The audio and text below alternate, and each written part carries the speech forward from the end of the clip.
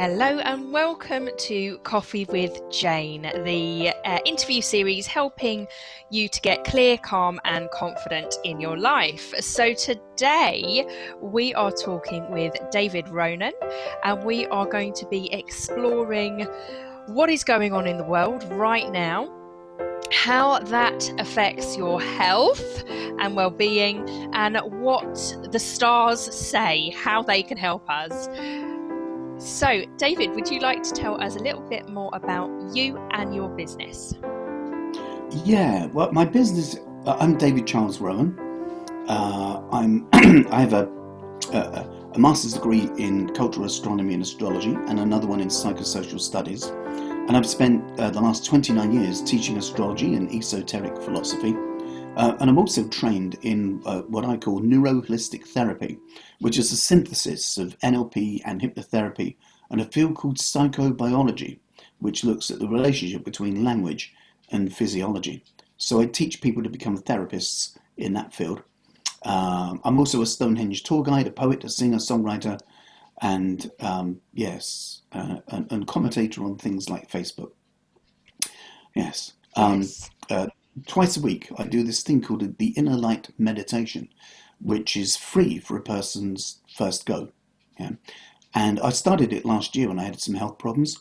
And so I just packed everything I know into one deep, relaxing thing. And I found my blood pressure has come down since. There's another person who does it regularly, and she takes her blood pressure on a Sunday evening before she does the meditation. And she takes it again on Monday morning. And each time it's consistently lower. And so she's finding that it's making a physical difference to her health, you know. So the reason I offer that free to people first off is it has some things in it for it strengthening the immune system. And because it's holistic, it strengthens the immune system physically, but also psychically, intellectually, romantically, socially, and all these different levels, so that we retain that which is nutrient and reject or eject that which is toxin from our sphere of experience, which is a way of becoming healthy and healthier. So if anybody wants to kind of participate in that, they just got to get in touch with me, find me on Facebook or write to me. Yeah, and underneath this recording, whether it's on YouTube, my website, Facebook, Instagram, there will be all of David's details and my details. So yeah, everything Excellent. Right here at your fingertips. Yeah, so it might be an idea just to give people a little glance of your personal birth chart, just so they can see what that looks like, if that's okay. Yeah, that's fine. That's fine. Okay, because it is personal, isn't it? You know, but then, okay, everyone, this is what an astrological birth chart looks like. I'll just explain it a bit briefly. Right, so there are two objects in this square. One is this triangle. Just so you know, we can't see everything on the recording. I don't know whether you can see the same as I can. Okay, can you see this round thing? Yeah, now it's now almost central.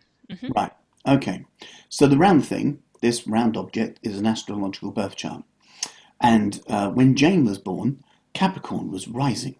So if you'd have had magic glasses on and you were looking at the horizon, you'd have seen Capricorn coming up over the horizon and going over your head, and like this rainbow going behind you, and you'd have seen Cancer dipping down on the other side. So Capricorn's coming up and then Cancer's coming down, right?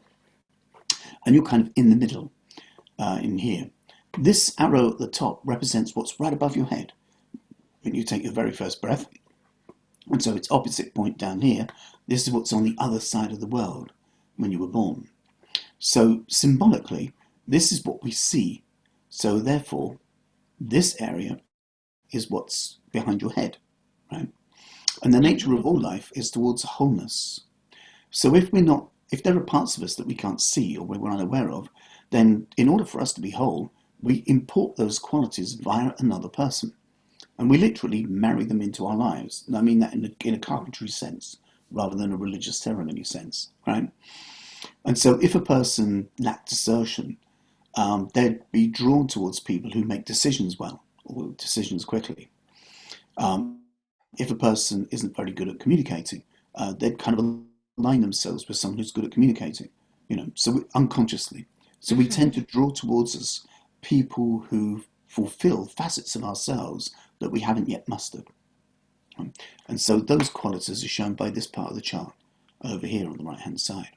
The qualities I have, or the qualities I Well, marry up with other people. Well, they're innately within you, but you can further develop them by finding yourself being attracted to people who demonstrate prowess in these particular fields.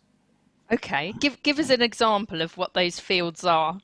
Okay, right. With Mercury in here, Mercury rules two signs of the zodiac, Gemini and Virgo. So the Geminian side of Mercury suggests that you could find yourself being attracted to people who are highly intelligent, very articulate, people with a good sense of wit and repartee, who seem to be like a minefield of information, but also have the ability to listen to you and hear you as well. That's really important. So someone who knows a lot, but also likes to listen to you. Yeah. And that helps you to learn to listen to others as well. Yes. Mercury also rules Virgo. So you could find that you are attracted to people who are of service in some way. Most people do a job that does something, but you like the idea that there's somebody who's kind of not quite dedicating their lives, but as a byproduct of whatever it is they do, somehow it makes society better. So the idea of you kind of forming a relationship with someone who works in a bomb factory, no. But someone who does something that contributes to the well-being of society or a section of society, or is a one-to-one therapist or something like that. Someone who's kind of has a devotional sense almost, that would appeal to you. Right? But that means you also attract people who are highly skilled at what they do. So whether they play bagpipes, they're an astrologer or a poet, whatever, if they're good at what they do, that's very exciting for you. But if they're good at what they do and there's a compassionate edge as well, even better, right? And so by having the company of someone who's got an orientation towards excellence, then that means that rubs off on you too. You get inspired by someone else's drive to get better at what they do.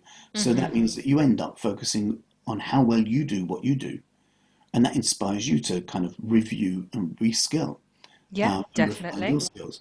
Whereas, if you were kind of hanging out with someone who's going, yeah, well, that's good enough, then you'd kind of find yourself sort of not being enthused as much as you otherwise would be. As an example. Yes, thank you. Yeah. Thank you for that. So everybody's chart is different. Yeah. What if, obviously in the hospital that I was born in, other children were born there at the same time? No, they weren't. What if it's minutes apart, even seconds apart? Yeah. Well, second. Would their chart look the same as that, or has my name got something to do with it as well, or is it your time and your name has got nothing to do with the position of planets in space. Yeah, so it's time and place. Yeah, and that's because you're born on a spinning ball. Yes. Right now, I've just got this thing called animation. Right, I'm just going to set it to hours. So I'm going to chug this forward 1 hour so you can watch this move. See that move? That's 1 hour's difference in time. Right. I didn't see it move. You should be able to see it moving. Yeah, because I'm sharing my screen. Yeah. I know what I might have to do. Hold on a second. I might have to do a secondary screen share. Bear with me. Let's get that back. Animated page. That's it. So now, can you see that move now? Try again. Oh yes. Yeah. Okay. Yeah. That's a 1 hour difference. Right. Yeah. So now I'm going to change that to minutes. So I'll move it forwards 10 minutes. And you can see there are some differences there. Yeah. Yeah. Now, if you look at that's the ascendant point. This point here. I'll get my animated tool. Hold on a second. So this is the ascendant point, the horizon. And that's shown, the angular relationships to the ascendant are showing this part of the triangle diagram down here. Okay?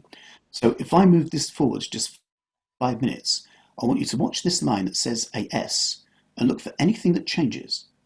Okay? Okay. And then that will let you know the differences between the angles to the ascendant. All right. So there's 1 minute. Oh, you see something disappeared? And another minute, some No, it more doesn't things. really work on the recording and the share screen. Um, Ah, right. yeah. So perhaps we should just go to Yeah. something else for now. Yeah. Um, We were talking about the global thing about the astrology of the moment and what's yeah. So happening with how I Earth. help people to obviously I'm not an astrologer. No, I very really don't know much about it at all, apart from it interests me, and I have had my chart read a few times, which is fantastic. The way I help people is also bringing in kind of meditation to get calm and clear of the mind, and helping people to be Hmm. grounded when moving forward, because when we're in a state of panic and unease, we don't make decisions. We don't really make positive decisions, good grounded decisions. So helping I agree with my that. clients get clear, calm, and confident um, helps them in their life overall.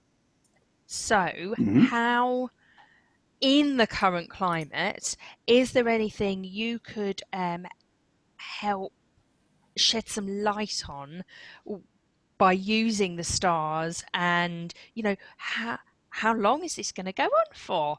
What do the stars say? Right. Okay. It sounded like you're trying to ask me two things.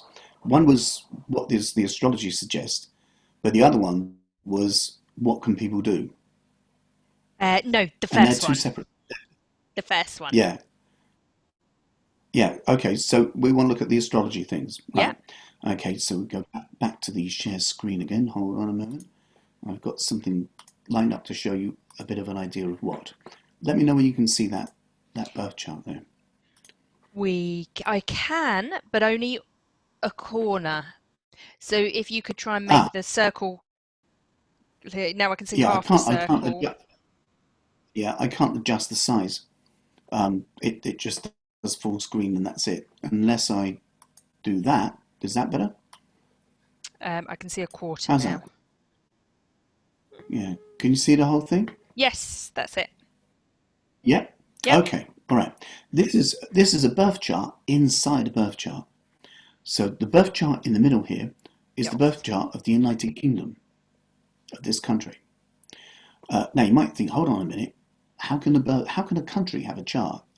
Yes. Well, when we look at a birth chart like yours, right, it's not a chart of you. It's a Hmm. picture of the celestial sphere that surrounded you when you took your first breath. Yeah. So you're not in it. You're not represented in the chart. So anything that begins or manifests on the planet Earth, you can draw a chart up for that moment. And the rock that you sit on, the sea that you swim in, Hmm. that's not England. That's just the Earth, right? The United Kingdom is a political concept, Yes. Yes. Yes. Yes. right? So therefore, that means that political concept has a beginning, and that beginning of that political concept was written down, and we know when that is. So it was just 1 minute past midnight on the 1st of January, 1801. So this Okay. is the chart of the UK's inception. If Brexit fragmented the UK, and that there would, and say for example, if Ireland reunified, and that there would be a brand new charter, and if Scotland got independent, so it would just be England and Wales. So maybe it goes back to being Britannia or something. Then that would mean there would be a new chart of that. Okay. Okay, because that Hmm. would become a separate country. Right, so each time this country changes its basic legislation or of its territory, then that means there's a brand new chart because it's like a new concept. Okay. Right, so this is the chart of the UK, and the outside ring is where the planets are at the moment. Yeah. Right, now this part down here, the fourth house, in a person's birth chart, this would represent the home, the family, their private selves, and how they feel in the roots of their being. the soul of the person, if you like. So in a country, this represents how the people feel and the general sort of atmosphere that you find in the United Kingdom at the moment. Now, you can see that there is a lot of planetary activity moving through here. Pluto's in here. Saturn's in here as well. Mars moves through fairly quickly, so that won't take too long. Jupiter will take about a year to move through here. Pluto moved into this part of the UK's chart around 2013, and it's going to be there until 2032. So since 2013, you've seen the eruption to the surface of that which is hidden. So things like all of the kind of sex scandals that's been kind of emerging, that was the hidden stuff coming up to the surface. You've seen things like the closet racism kind of coming up to the surface as well. And not just through the Brexit vote, but everything, kind of since then as well. Politics has kind of lurched to the right to an extent. And that's in the air in the UK until 2032. But there are other things that are also part of our character that are coming up that aren't necessarily stated. The goodwill, the compassion that we show to people, the kindness that we show to people, the tolerance that we have for one another, all those parts, the strength of our character is also something that's coming up to the surface as well. Think of it like a deep well that's being tapped into. Yeah.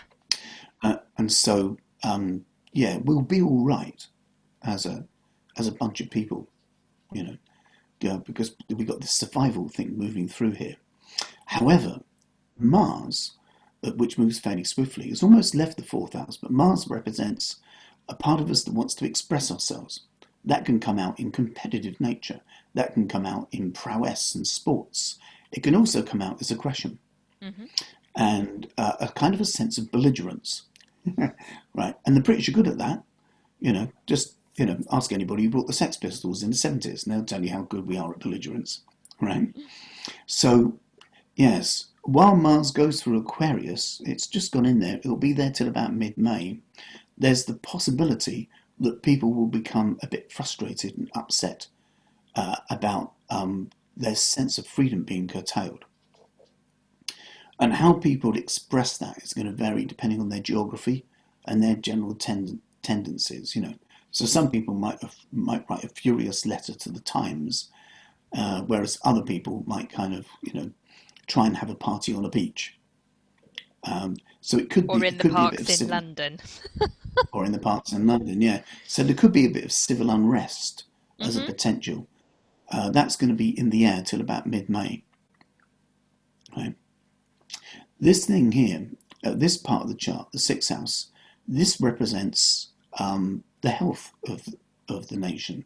So in a person's birth chart, this is the health part of the chart, right?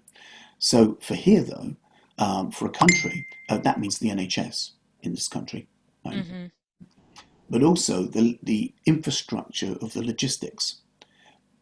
So I've been telling my students for a long time that there's going to be disruption to logistics and supply chains. We've known about it for ages, right? But not knowing about the virus before, we just assumed that was a byproduct of Brexit, right?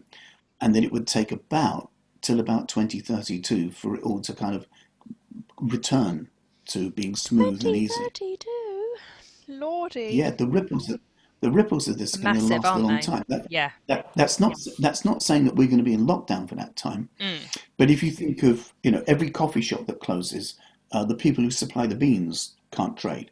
The people who fix the pipes, the ripple effect they can't is trade. The electrician can't trade. Everybody in the world right now, isn't it? Yeah.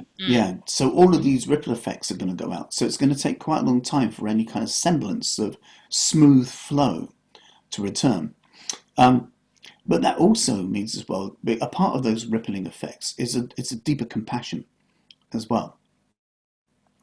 And so one of the things that we do know is that one of the problems at the moment is that the NHS haven't got the amount of equipment they need, the resources. They're short of staff. They're also short of equipment. One of the reasons they're short of staff is, have you heard of a thing called a bursary? Yes. So a bursary for someone in academia, if they're going to study, is when they get a grant that pays for their study. Hmm. And nurses used to have bursaries. All nurse training was done by bursary, which meant that they didn't have to pay for their training. But that got stopped Hmm. Yes, it by the did. recent government. Yeah. So the amount of people wanting to train as nurses is reduced because they can't afford to get into debt to become a nurse. Hmm. Because just by becoming a nurse, you've got a life of poverty anyway. Hmm. Because this island doesn't value them as much as footballers, for example. So if you Yes. kick a ball around on a piece of grass, you get a lot of money. And if you save people's lives, you don't get as much money. Just our value system of this society. And so because of these resource depletions, now the NHS is in the state that it's in. And this does suggest, with Neptune moving through here, that that might change. That we might all suddenly have a bit of a re-evaluation of what's important, what isn't, that kind of thing. Whether or not this also means that Brexit will go through or not is also called into question a bit. Because if the supply chains are kind of messed up now, if we kind of pull the plug on some of the avenues of being able to get things into the country, that might make us even more vulnerable. Hmm. So this sense of chaos and uncertainty beneath the surface is going to continue for a bit of a while. The lockdown part of it itself looks like that might carry on for at least until July, astrologically. All right. So that doesn't mean all Jane's of us. face. Uh, yeah, that doesn't mean. Yeah, I better explain. Some people, the vulnerable, they've been told stay in.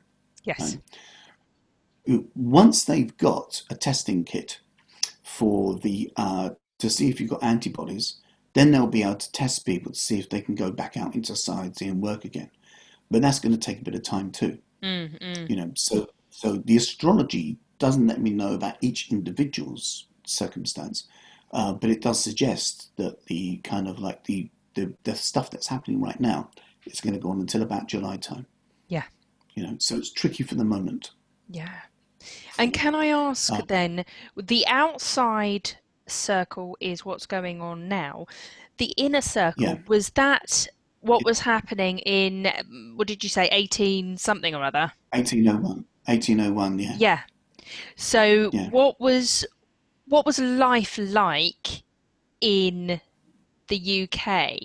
It seemed like it was a bit more balanced. It seems like Oh, less going on, but it's all spread out in the different houses. well, yeah. Well, in the UK in 1801, no one's ever asked me that before. To actually kind of talk about the character of the island from Yeah. its chart. Okay, so the UK's got a fourth house sun, which suggests that it revolves around itself. It was the beginnings of empire, in a way, Yes. around that time.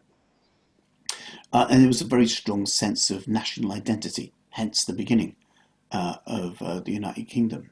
Mm. Um, the United Kingdom has Libra rising, which suggests that its face, how it likes to appear to the world, is of being balanced and fair and just.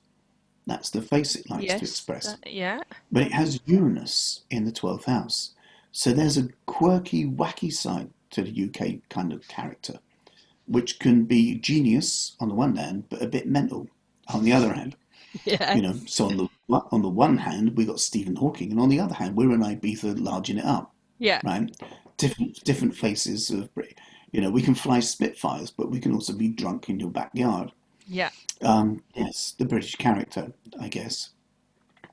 Um, Neptune is in the second house, which suggests that the people of this island have a deep compassion for nature and a desire to heal nature, but also to be healed by it Hmm. as well. So mad dogs and Englishmen will go out in the countryside on a sunny day, right? Yes, but not when so isolating, of course. Mercury's in the third house, which suggests that this island has a very strong literacy dynamic to it. Yeah. So we were one of the first countries in the world to have free education for all children, Mm. and that's an important thing. So we have a very strong kind of intellectual dynamic to us, and that's really cool. So we're good at ideas, and we're good at disseminating ideas.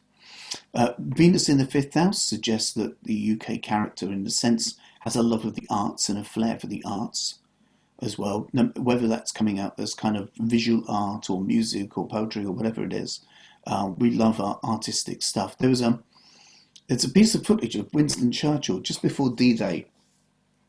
There'd been a cabinet meeting and he was going up the steps of Downing Street, and some photographers kind of doorstepped him, and they just announced an increased revenue to the Arts Council, right? Mm-hmm. And that's a shocking thing in war. Yeah. Before D-Day, the tide hadn't turned. We were beleaguered and crumbling, and they'd given more money to comedians and poets, right? And Which they're taking these kind away of, in this day and age, yeah, aren't they? I know. And these journalists said, do you think it's an advisable thing to give money to the Arts Council in a time of war? And he turned around and he said, well, what else are we fighting for? Mm. And Yes. so, the hallmark of a civilized society is its art, because that's what we do in leisure. And if we don't do that, then what is society for if we haven't got, the things that enrich us socially and Mm. economically, but also emotionally as well. So we're good at that with Venus in the fifth. We're also good at kind of creating destructive things as well. Um, yes, there is one thing in here that's slightly tricky. I mentioned there that we could be good at creating destructive things as well as transformational things. And the UK psyche from, since 1801, Mars is in the eighth house, which suggests that when it comes to conflict, um, we can be pretty good at it,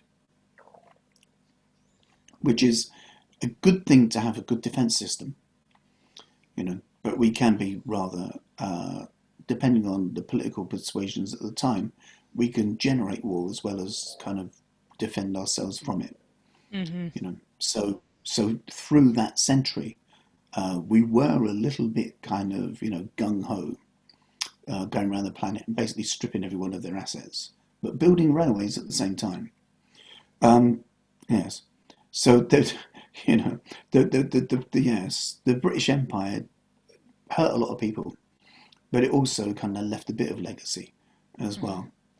Um, the moon up here in the 10th house suggests that this nation is a nation kind of that's very sort of people friendly towards its own kind. So we have libraries just about, and a bit of a welfare infrastructure. That we have education for all. You can get health at the point of delivery, and all those things that have emerged through the 19th century that have created like the welfare state, basically, have been the island caring for its own, you know, Mm-hmm. and that's a good thing. That can be a bit kind of self-defensive, So if someone attacks us, they don't get our help, but we look after our own sort of thing. And there's also some squabbling that goes on with that as well, in different pockets and different parts, different classes, Mm-hmm. indeed. Jupiter in the 10th house suggests that we like to present to the world, as well as being a caring nation, that we are a nation of philosophers and open-minded people, and that we generally have a good chipper disposition. Mm-hmm. However, the Saturn's in the 11th. If this was a person, this would be the person who finds it hard to make friends because they don't necessarily feel comfortable in social circles and they're not sure if they trust everybody. And that's what we're like, kind of on an international basis, making Yes. friends with other countries. Yeah. Yeah, uh, a little glimmer Interesting. into the psyche of the UK. Yeah, it is fun. Very interesting. Thank you so much. Hey, it's Is a pleasure. there is there anything else you would like to share? Obviously, to get in touch with you, all the details are going to be below. Anything else you would like to share before we go? Yeah, uh, yes, I don't know really how to sum things up. Every day at the moment, between 2 o'clock and 3 o'clock, I'm doing this kind of thing called Book of the Day. I'm grabbing books off my shelf in my library and just picking up books on psychotherapy or psychic things, just anything that can help people in the isolation situation. Hmm. So at one time I was talking about affect and how to release pent-up frustration from oneself in a productive and safe way. One of my books from one of my tutors was written after doing research of kidnap victims who were deprived of light. So they were in a box or in a dungeon, Hmm. cupboard or something. And that meant they had no concept of time. And so how they held that in their consciousness and how they come out of that. So that's all written down in the book. But if you get a little bit of that, that can help someone in a flat or help someone in a bungalow. Hmm. It's feeling as if you are compressed physically. But so what I'm doing each day, I'm doing these live free of charge things. Spend about an hour with people, showing them how these different ideas from academia or from psychotherapy or from spirituality or whatever that show that you can find freedom within. Hmm. So although our skin might be confined inside four walls, if you close your eyes and you go inwards, then you can escape and you can be anywhere, in any time, in any place. So by meditating, by doing deep relaxation, developing astral projection, there are lots of different ways that you can find freedom if your body is unable to move. People who are in wheelchairs and things like that are kind of used to being able to do that. And that might be something that a lot of people who basically live an exterior kind of life aren't used to. So most people kind of they go to work, they get their kids from school, they get the shopping, they making dinner, getting people to bed, then they're tired and just zap out, you know. And so a lot of the time we rush through the day, but we don't necessarily stop and think about the person who's doing the rushing. And what's happening at the moment is people are finding their relationship with time is being changed. Hmm. Because now people are sitting in themselves, and it's then that you can meet yourself. So instead of the outside world pulling your attention, now suddenly you can attend to what's happening within. And it's causing people to kind of make re-evaluations. Do I like my life? Do I like where I live? Do I like who I share my life with? One thing I would say is that the lockdown does not apply to any victim of domestic violence, whether they're male or female. Right? So the police have got that on record that if a person is in a domestic violence situation, they are allowed to go out and go and seek help. Refuges are also open as well; they haven't closed either. Hmm. So if someone is in that kind of situation, then call the police if you can, and you'll be able to get assistance of being able to escape from that because of the pressures that people are under are going to be maximised. So Yeah. those who are in households that have got a generally good disposition are finding it's wonderful. They're connecting with their partner, they're connecting with their friends, with their children. But for anyone who's in a fractious household, then it's amplifying that. Yeah. And so it's very good to know that lockdown doesn't apply if you need to escape. Hmm. You know, Definitely. yeah. Thank you so much, David. Hey, I it's a look pleasure. forward to getting this out to the world. Thank you. And thank you for being my guest on Coffee with Jane. It's a pleasure to share coffee with Jane. Yeah. Have a wonderful day and stay safe. Thank you, and you.